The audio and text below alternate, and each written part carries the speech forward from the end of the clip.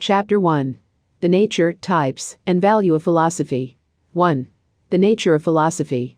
When Socrates, in the immortal conversation at the house of Cephalus, defined the philosopher as lover of the vision of the truth, he was describing, not the metaphysician, but the seer. For philosophy, in the more technical sense, differs from the mere love of wisdom. It is reasoned knowledge, not pure insight, and the philosophic lover of the vision must work out the blessed way to realize truth. With philosophy in this more restricted meaning of the term, a meaning which Plato and Aristotle fixed by adopting it, this chapter in this book will principally deal. Philosophy, once conceived as reasoning discipline, is not, however, completely defined. Thus regarded, philosophy is indeed distinguished, as reflective, from everyday experience which accepts or rejects, but does not reflect on its object, and is distinguished, as theoretical, from art which creates but does not reason. In both these contrasts, however, philosophy resembles natural science, for that also reflects and reasons. The really important problem of the definition of philosophy is consequently this: to distinguish philosophy from natural science.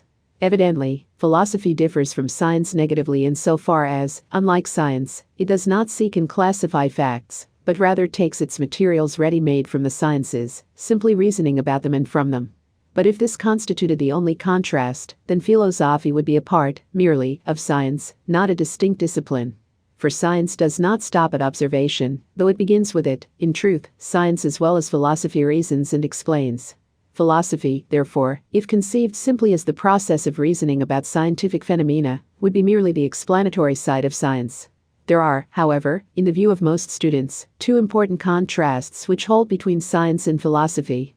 Philosophy must take as its object the utterly irreducible nature of some reality, and philosophy may take as its object the ultimate nature not only of a single fact or group of facts, but of all that there is, the ultimate reality into which all else can be resolved, and which cannot itself be resolved into anything beyond, that in terms of which all else can be expressed, and which cannot itself be expressed in terms of anything outside itself. In both respects a natural science differs from philosophy. To begin with the character last named.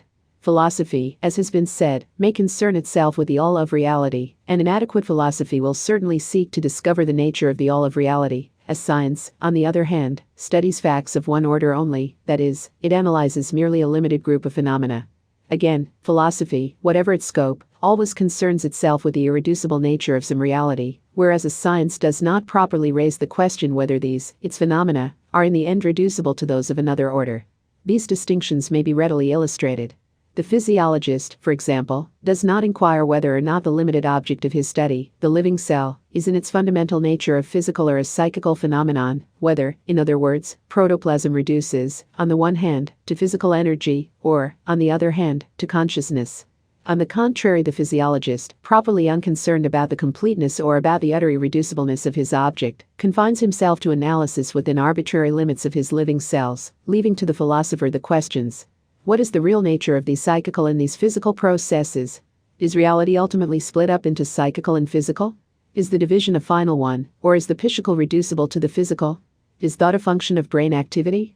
Or, finally, is the physical itself reducible to the psychical, that is matter a manifestation of conscious spirit? More than this, the physicist links fact with fact, the rising temperature with the increased friction, the spark with the electric contact. The philosopher, on the other hand, if he take the largest view of his calling, seeks the connection of each fact or group of facts, each limited portion of reality, with the adequate and complete reality. His question is not, how does one fact explain another fact, but, how does each fact fit into the scheme as a whole? Both characters of the object of philosophy are indicated by the epithet ultimate, of which frequent use is made in this book. Because the object of philosophy is entirely irreducible, and because the object of philosophy may be the all of reality, for both these reasons, it is often called ultimate, and is contrasted with the proximate realities of natural science. It is ultimate because it is utterly irreducible, and is not a mere manifestation of a deeper reality. It is ultimate, also, insofar as there is nothing beyond it, insofar, that is, as it includes all that exists. It follows, from the utter irreducibleness, and from the absolute completeness which an adequate philosophy sets before itself, that philosophy is rather a search, a pursuit, an endeavor, than an achievement. This character is widely recognized. Stumpf, for example, conceives philosophy as the question science, James defines metaphysics as the unusually obstinate effort to ask questions, and Paulson says that philosophy is no closed theory, but a problem. All these characters assigned to philosophy may finally be gathered up into one definition. Philosophy is the attempt to discover by reasoning the utterly irreducible nature of anything, and philosophy, in its most adequate form, seeks the ultimate nature of all that there is. 2. The approach to philosophy. The preceding discussion, brief as it is, of the nature of philosophy, has disclosed certain perils which menace the student of philosophy. Because the systematic observation of phenomena is the peculiar province not of philosophy but of science, the student of philosophy is tempted to deal in vague abstractions, in lifeless generalities, often, alas, in mere bloodless words and phrases. And because he admits that his own study is, at the beginning, a setting of problems, a questioning, not a dogmatic formulation, he is tempted not to press for a solution of his problems, to cherish his questions for their own sake. The only way of avoiding both these pitfalls is to approach the philosophical problems by the avenue of scientific investigation, and from time immemorial, the great philosophers have emphasized this truth.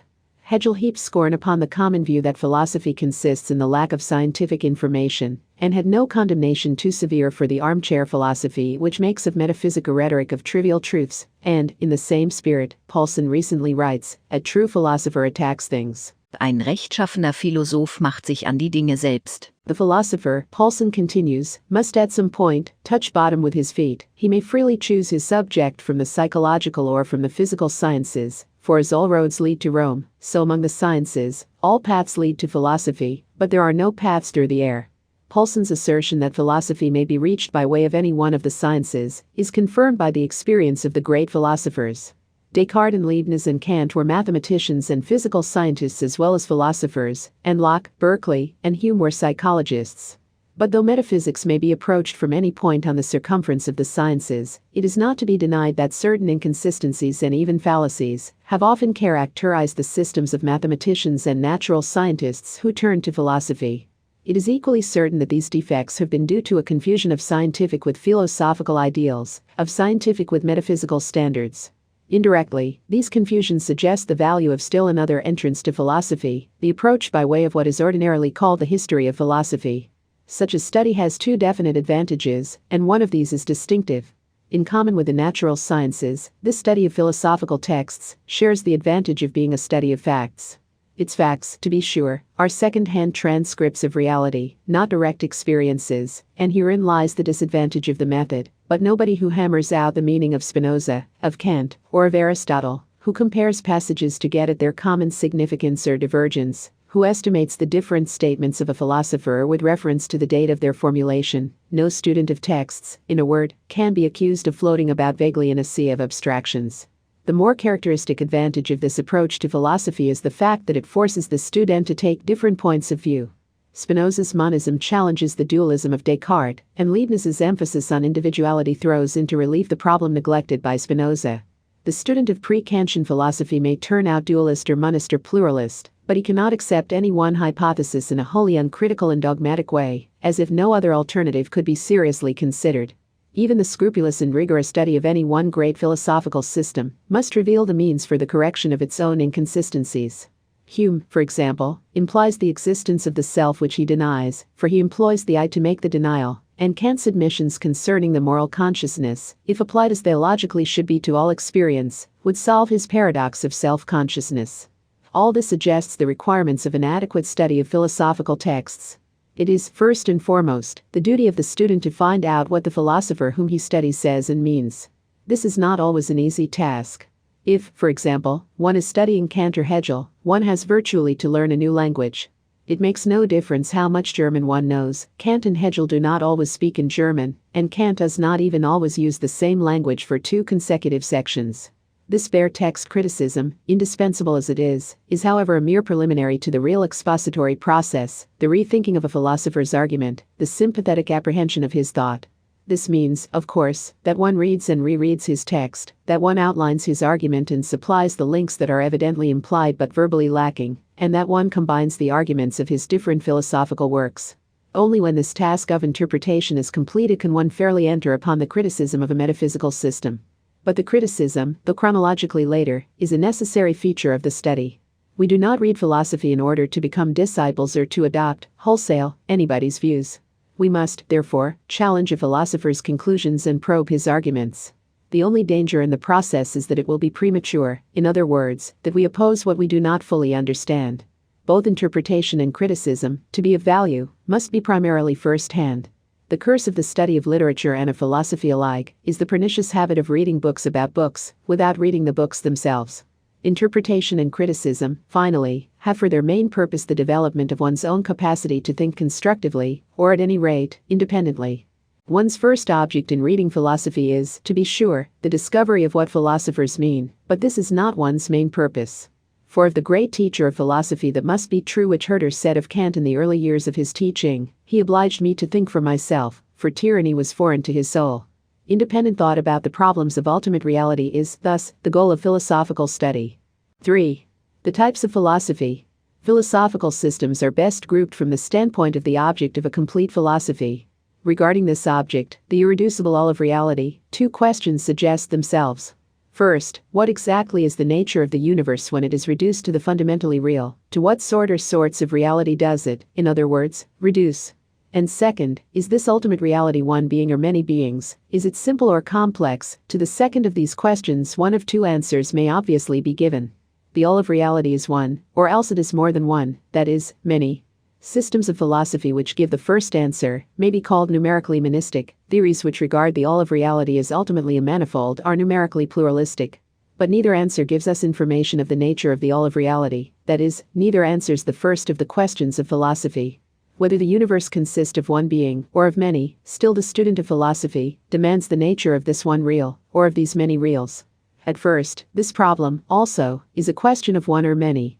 The universe, even if it consists of many beings, may be all of a kind, and on the other hand, if it be one, that one may conceivably have a plural nature. The first is a qualitatively monistic, the second a qualitatively pluralistic conception. It thus appears that monism is a doctrine which teaches that ultimate reality has a unity in some sense fundamental to its plurality, and that pluralism is a doctrine which denies this fundamental unity. One problem remains: that of describing or naming the ultimate kind, or kinds, of reality. And to facilitate this description we must distinguish two kinds of reality. The universe may be of the same nature as my consciousness of it, or it may be radically and absolutely unlike my consciousness. Philosophic systems are idealistic or non-idealistic as they give the first or the second answer to this question, and idealistic systems are again distinguished according as they regard consciousness as mere succession of ideas, and in this case they are phenomenalistic or ideistic, or as they mean by consciousness as self or selves being conscious, and these systems are called spiritualistic or personalistic. The various chapters of this book will explain these terms more fully, and will seek to show that all modern systems of philosophy are naturally grouped in harmony with these distinctions. In the following scheme this grouping is indicated.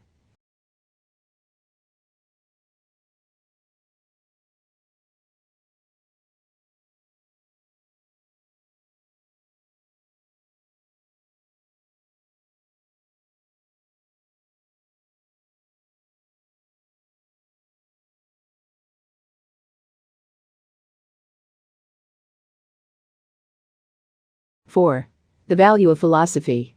The effort has been made to show that there is room for a philosophy fundamental to science, and that it need not be a vague or abstract study.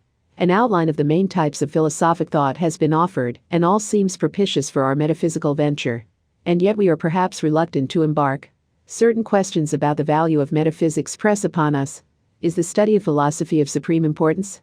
Is it worthwhile to attempt to know the nature of the irreducible, and of the all of reality, while one is still so ignorant of many of the facts of science?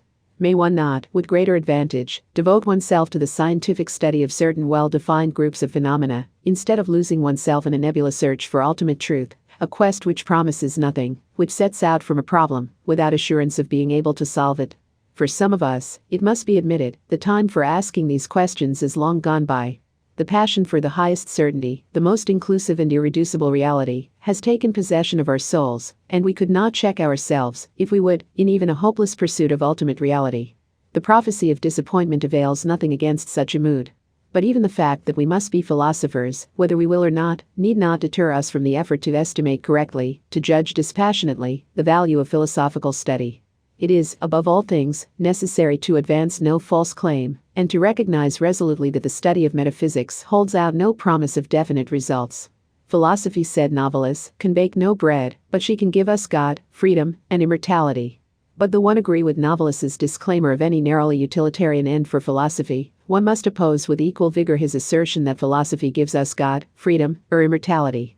Philosophy, in the first place, gives us nothing, we wrest from her all that we gain, and it is, furthermore, impossible at the outset to prophesy with certainty what will be the result of our philosophic questioning, our rigorously honest search for the irreducible and complete reality. We may not, therefore, enter on the study of philosophy for any assurance of definite results. Let us face the worst. Let us suppose that our metaphysical quest is an endless one, that we never reach a satisfying conclusion of thought, that no results withstand the blasting force of our own criticism. Even so, the true lover of philosophy will claim that there is at least a satisfaction in the bare pursuit of the ultimate reality, a keen exhilaration in the chase, an exceeding joy in even a fleeting vision of the truth. In less figurative terms, if philosophy is no more than a questioning, at least it formulates our questions, makes them consistent with each other, in a word, makes us capable of asking intelligent questions. It is good to know, but even to know why we do not know may be a gain. But I cannot honestly leave the subject here. My experience and my observation alike persuade me that the patient and courageous student gains more from philosophical study than the mere formulation of his problem. It is indeed true that the finite thinker is incapacitated from the perfect apprehension of absolutely complete reality. But though he may not, in the nature of the case, gain the complete solution of his problem, he can scarcely help answering some questions and discovering that others cannot rationally be asked. More than this, he may well learn the terms in which the solution of his problem is possible, may be assured whether ultimate reality is one or many, spirit or matter. To one who grants this as a probable, or even a possible, outcome of metaphysical investigation, philosophy becomes not merely a privilege but a duty, since the philosophical conclusion has, inevitably, a bearing on the personal life. Artificially, and by an effort, it is true, one may divorce one's life from one's announced philosophy, may hold, for example, to egoistic hedonism, as the justified philosophical system, while one lives a life of self-sacrifice, or may combine the most errant self-indulgence with a rigorous ethical doctrine. Ideally, however, as we all admit, and actually always to a certain degree, our philosophy makes a difference. One, it affects conduct, it molds the life of personal relations. Philosophy is, in other words, a phase of life, not an observation of life from the outside, and the more adequate the philosophy, the more consistent the life may become. To provide sound theoretical foundation for noble living, to shape and to supplement conduct by doctrine, becomes, thus, the complete aim of the philosopher, whose instinct and whose duty alike impel him to the search for ultimate truth.